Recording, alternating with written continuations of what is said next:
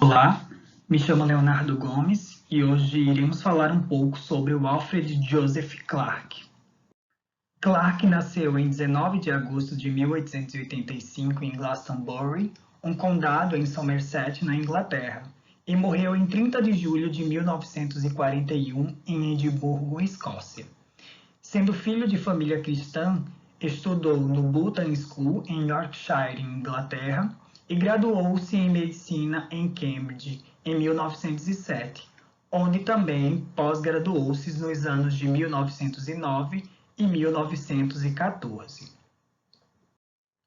Clarke foi professor de farmacologia em 3 conceituadas universidades, a primeira localizada em Cape Town, no Cabo Branco, na África do Sul, a segunda em Londres e a terceira na Universidade de Edimburgo, onde, nesta última, ele foi a 7ª pessoa a ocupar a cadeira de farmacologia.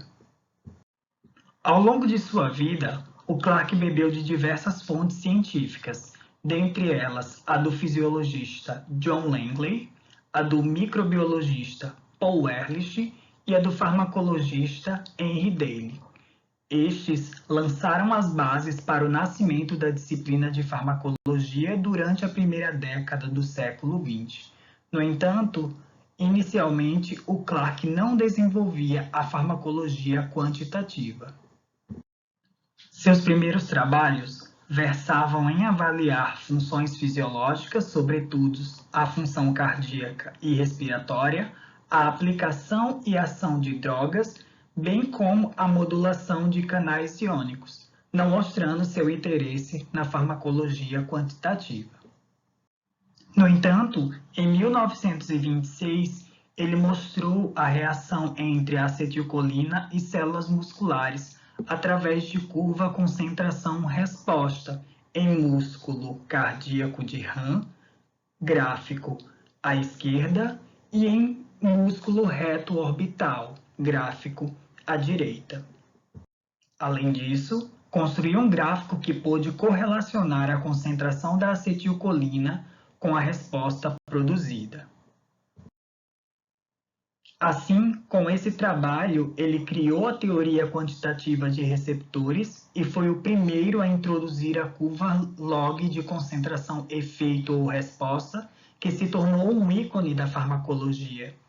Ousadamente, ele relacionou a forma hiperbólica da curva de estímulo-resposta das drogas à equação de equilíbrio de ligação, e neste artigo ele aplica a lei de ação das massas para receptores, onde, segundo essa teoria, a intensidade do efeito farmacológico de uma substância é diretamente proporcional ao número de receptores celulares ocupados pela substância.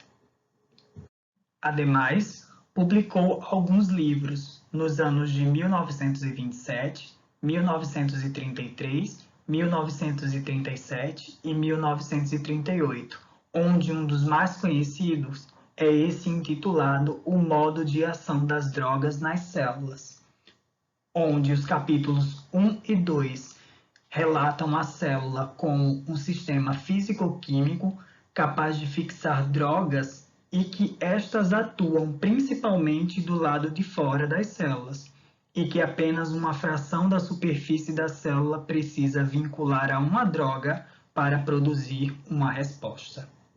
Obrigado.